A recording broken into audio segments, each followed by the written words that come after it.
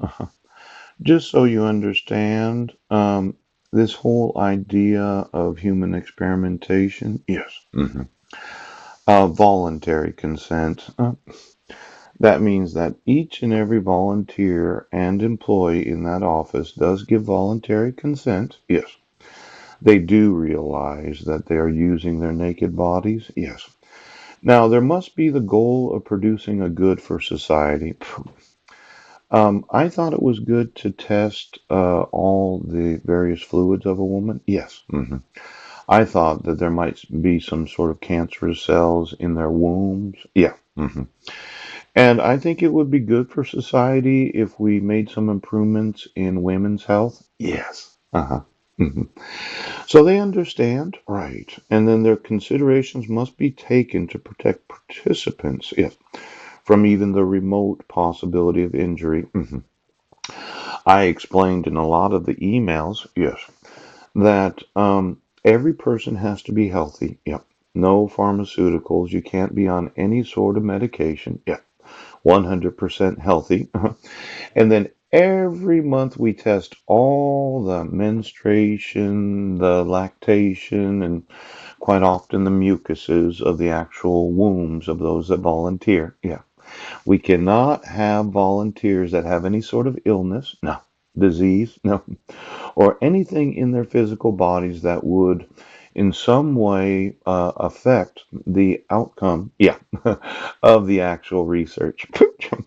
Now, my thought was I'd have four different offices. Yes, I wanted to start a corporation called I Don't Know Too. Yes. In fact, just looking at certain documents yesterday, yes, there are state securities where different corporations have said, well, come to find out this is a good investment. Yes. Could you give me every stock and bond issued from every company and corporation in each and every state of the United States? That's it. I'm not committing any fraud. Poop. I have some screen prints a little later today that I'll put on my drive. Yes. And then there was the second office. Yes, quite possibly in the morning. Office number three, where a large number of women attorneys, quite often those that are recent graduates of law school, yes, that they do understand and they give voluntary consent that they would come to work at least once a month. Yes, they would. I think it'd be good for society, yes, to understand the actual effects of technology. Ooch, ooch. And then let me see, I was the international sales director, yes, of the Yoo-Hoo, ouch, super space cybercomputer company.